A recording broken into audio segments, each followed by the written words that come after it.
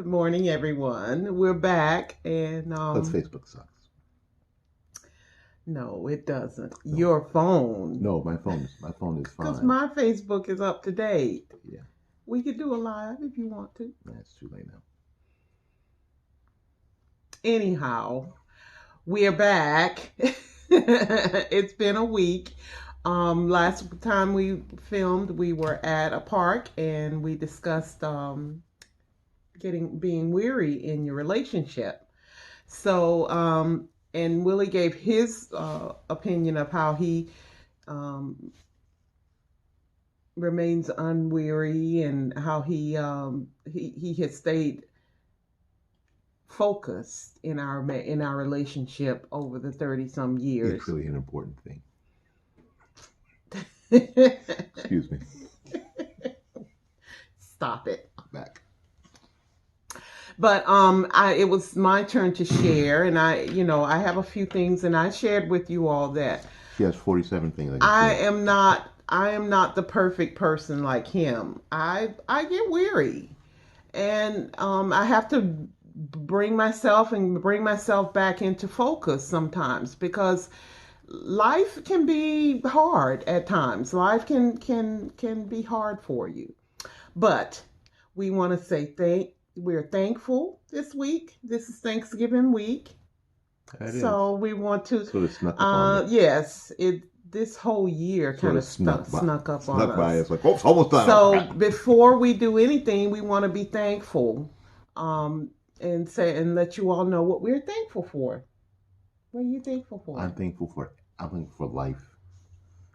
I haven't forgotten. Every morning I get up and I see a 7.5 inch scar on my chest, and I'm thankful for life. And basically all the challenges that come with it, and knowing that I'm going to have God's help to get through those challenges. So, and I know that may be a little for everybody, but it's quality of my life. Not all the things that happen every day are great things that make you go yay. But I'm thankful that we are that God's put us put us in a position to get through them and be better on the other side of them. So, and that wasn't always the case. So I'm thankful for the improvement. I'm thankful for my friends. I'm thankful for my church family. I'm thankful for my Yes. family. I'm thankful for the favor that I have in both of my employment opportunities. I'm thankful for the employment opportunities, really. And so there's a lot to be thankful for. And there's a lot going on in the world. And I know a lot of people are just between and betwixt about stuff and don't think things are good enough. But you know Mm-hmm. what? We all have a lot to be thankful for. If you're living Yes. indoors and you're You going to, and have you're four going to, and you're walls. going to eat today Be and thankful. tomorrow, you have a lot to be thankful for. Yes, be thankful for it. And I was looking over, every Sunday night people are posting, "Oh my, it's Monday again. It's time to go back to work," and all like that. And I have been in that group posting stuff about, "Oh no, Monday." But I can say this year has been a year that I don't think I posted any on a Sunday night Good. saying that, oh no, Monday's coming. I am thankful. I'm glad I got to do I Monday. have a job. And I got somewhere to go. And Yes, I I'm got to do thankful them. I have somewhere to go and I can do things that can bless other people, and I have a wonderful team that I work with. I'm not in that mode anymore where, oh, I hate to think about going to work. I am so thankful for my job. I am so thankful that I have a job to go to this morning. Yeah, there are a lot of people who wish they had somewhere to go, Yes. and they wish they had And something don't know if they're gonna have the money to do Thanksgiving. or anything else. So, uh, yeah, just learn to be grateful. And I know all of that is just fun, and you're having fun on Facebook because that's my happy place. But Yeah, but but you know what? but That becomes but a you have thing. to, yeah, it becomes a thing that we whine and complain about having to come to work. Well, you know, Susie Q down the street that have two kids to trying to feed, and she trying to look for a job, she'd be happy to go in your Mm-hmm. place. So just think about that. Be thankful for what you have. And I'm thankful for life and health and strength. my family, my son, my husband, and my family far and near. My sisters and brothers and all of that, nieces and nephews and everything. Everybody right now, we're doing good, and I'm thankful for that. Yes. Again, we all have a lot to think about. My church family. Don't get caught up in the negativity that is in vogue, that is in fashion. Don't get caught up in that. That is social media. And social media is the best and the worst of it. So just be careful about what you post. Be careful about what comes out of your face. Be grateful and be openly grateful, because it encourages other people to be grateful too and understand that their lives and that their life is in a pretty good place, especially as opposed to a lot of people, not just around the world, but sometimes around the block. There you go. And that's what we're thankful for. Now, back to the weariness in your relationship. And now back to our regular programming. Our regular scheduled programming. But the things that have made me weary in our relationship before was, of course, starting out as a young couple, you don't always have the finances that you want, and you don't always have the things that you want. And I was one of those young ladies who, when you get married, you think, your happiness is in your husband. Your husband, he's supposed to make you happy, and it's going to be a fairy tale and happily ever after. Wake up. No. Wake up. And I learned throughout the years that you can't depend on money and things and all of that to make you sure happy. Can't depend on money. Because money come and go. Money can be elusive. Yes. But those things come and go. So, I did have weariness then. And like we said before, my husband is lucky enough he can always see the brightness in things. And when he's not seeing it, that's when I can shine and make him happy.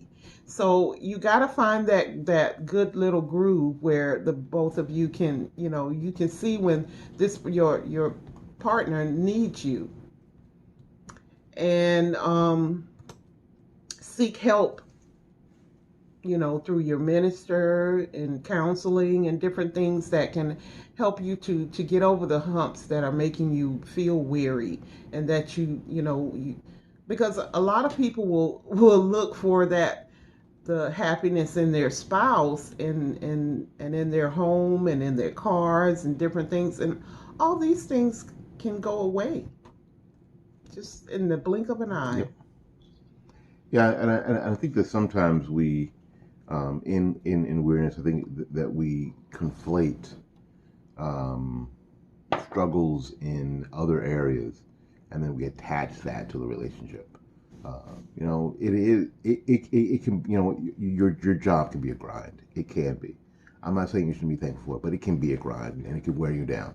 And we talk about this all the time. Write this down. The mundaneness of life can sometimes be a grind. So what do? I get up, I go to work, I come home, I clean the house, I do this, and then and the next day, do the very same thing. Do the very same thing. One of the jokes that my son and I used to have when I was teaching at school, and he was going to school, was that we would come home and Debbie would say almost every day, "So how was school, boys?" And we'd go, "School." We do the very same thing every single day at the same time. At the same time, the bell rings, and like Pavlov's dogs, we go to the next thing, sit next to the same people in the same place in the same chair every single day. It was school. Nothing ever happens unless it's bad. Like the day the science wing burned down and a hedgehog lost his life. The science building burned down. And when I was at Durant, yeah. Wow. Yeah, it was a fire in the science wing. It was closed. It was closed for a year. Yeah. So that's the deal. So there can be a grind. There can be a mundaneness, and that's when boredom sets in. And we've talked about boredom. Check out our older video on boredom. That's when that sets in, and that's when the weariness of is this the relationship? Is this the life that I thought that I would have? And back, Is he fulfilling me, you know, or is she being fulfilling for me? why am I bored? Why am I tired? Blah blah blah blah. You can get like that. Excuse me. Sorry, I'll be over here. I had my drink. And being and a lot of times when you're a young couple and you're finding your way in your careers, like he was saying that being a teacher, it got to be mundane and so forth like that, and sometimes you look for happiness in your career and it just ain't kicking it. Especially in the beginning. Mm-hmm. Especially in the beginning, because it's just grind. It's just the same thing over and over again. And what you learn is that a lot of life is like that. That's life. A lot of life is, yes, you do the very same thing all at the same time. Over and over. That this whirlwind life that you hear about other people, or you see sometimes older people have, because they have the finances and the capabilities and vacation time to do to do stuff. To go on those trips, which you don't have. adventures, and I think stuff. and I just thought about it. I think that social media is really not helpful in that vein, because everybody shows their best life on Facebook. Everybody shows their best life on Snapchat and Instagram. But no one ever shows what you do every day. I went to work. You know what? I pushed these papers from this side of the desk to this side of the desk, and I get yelled by my supervisor twice today. Why? Because that happens every day. Nobody shows that part of their life. Or they had to go in and talk to their manager because they did something wrong. And the manager's a jerk. I mean, nobody ever shows that part of their life. They always show at lunch when they're at the Starbucks and next to the fountain. Photo op. And everybody's smiling. Everybody, and it looks like everybody's life is better than yours. Mm-hmm. I think that's really important, and I'll be quiet in a second, but I think that's really, really important, that you don't compare your life and your relationship to other people, especially on social media, because you don't have any idea what they're going through every day. And you don't have any idea what they're going through in their mind or their spirit. So I think the sin of comparison is really just that, sin. Don't do it. Don't compare yourself to where other people are, because like they just got another house. Why can't we get another house? They got a house. They have, all their cars work. They go on vacations. They seem to do this, blah, blah, blah. We don't seem to be able to do anything. We don't do anything. We come home and we just sit in this house. But you get to sit in the house. But you're not sitting outside in a cardboard box. Congratulations. You have a house to come home to. Yeah. Big deal. So try to stay focused and don't get into what they used to call it, keeping up with the Joneses. Because the Joneses just got a new car and they just redid their house and their kitchen and all this stuff, but the Joneses got a $500,000 debt. Yeah, they're $500,000 in debt, and nobody in that house makes $500,000 a year. So again, don't compare yourself to other people. I think because people make things look good on social media just by passing by. You pass by your neighbor and they done got another car. You pass by your neighbor, they got a new husband. Pass by your neighbor, they got a new wife. It's true. And traded the 40 for 220s. So don't compare yourself to others. That has helped me to get out of my weariness, because I tend to do that sometimes. I'll look at it and say, well, I want to do this and I want to do that, and I want this and I want that. And it all comes in due time, but you got to be patient sometimes. You can't be 25 years old and have what your 50-year-old parents have. I think that's a huge problem with millennials today. People want to live like their parents live. Your parents didn't live like that to start with. Mm-mm. They lived in that 1-bedroom house above the store, above the garage, or a garage apartment somewhere, and that's how they lived before they moved into that well before they moved into that 6-bedroom ranch house and went in a gated neighborhood. They didn't grow. Their relationship didn't grow up like that. They didn't leave the courthouse married and go to that ranch house. No, and they didn't buy their house first before No. they got married. But that's a whole other story. I don't want to get into meddling. Sorry. You just have to be at peace at where you are, where God has you at this time. Learn your lesson at this time. And when you do that and you stay focused on what God has for you, not what God has for Susie Q down the street, but what he has for you, it's a lot easier to stay content in your marriage. I think so too. What else you got down there? She has like 400 things written down there. She does. It's like an epistle. I think I've hit. To the churches of Ephesus.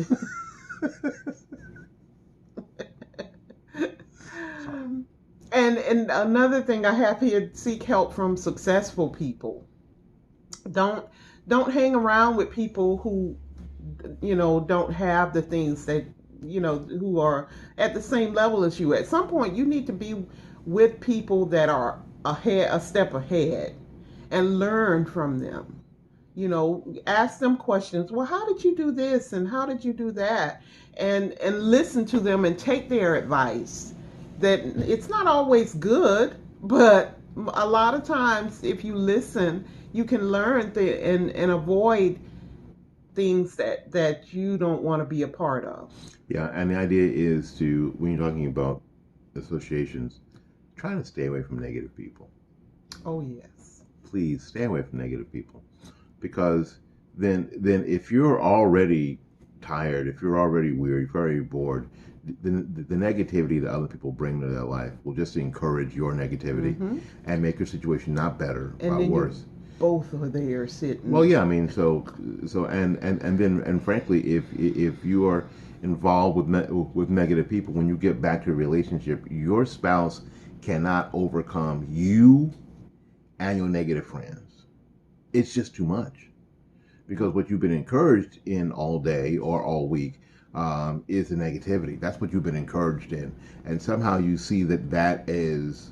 I think people mistake negativity for intelligence sometimes, because they're really looking at the situation and what they're not seeing, and you're seeing what's good in it, and somebody else is all they're seeing is the negative part, and they're looking at that like that's the realistic thing. No, the realistic thing is what God said.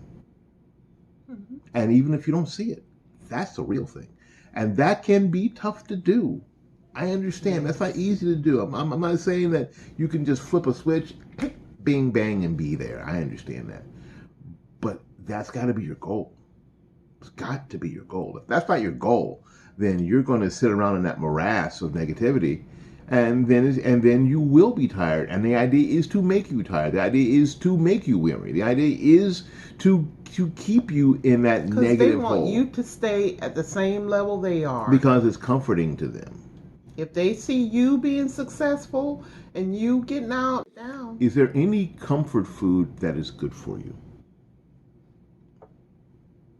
No. There's not one single piece of comfort food that is good for you. Write that down.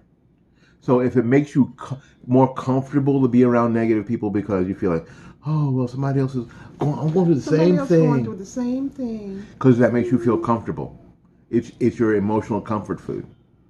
Is there any comfort food that is good for you, that makes you healthy? No. Mac and cheese, is as delicious as it may be, does not make you healthy. You will not live on a diet of mac and cheese. Not for very long. And chicken nuggets. And not for very well. You won't. So to use that analogy, and I know Popeye's a lot of chicken. Comfort food will not make you healthy. And you know what? And some of this, with hanging around with negative people and commiserating your miseries together may make you comfortable for a while, but it's not good for you. No. Not good for you at all. Go ahead and eat some broccoli. Brussels sprouts. Brussels sprouts are gross. You were gonna say especially when you have the option of something that isn't gross. Brussels sprouts are yummy. They're disgusting, and you don't have to eat them because there's things that are every bit as good for you that aren't gross. Anyway, I'm sorry. No, I think that's about all of my points. But the final thing with me that I have found to help me get out of my weariness is prayer. And I know that sounds all religious and all that stuff, but we are Christians. You'll be okay.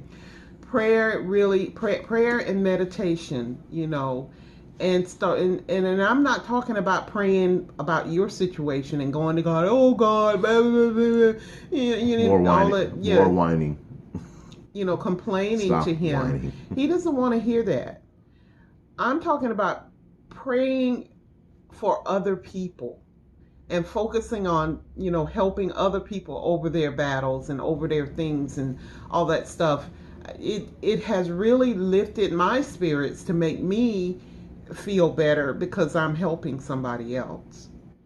And that's really, I mean, write that down because that's the key. Whenever you're feeling bad about your situation, really the key to feeling better is helping somebody else. Is reaching out to help somebody else. Take the focus off of you,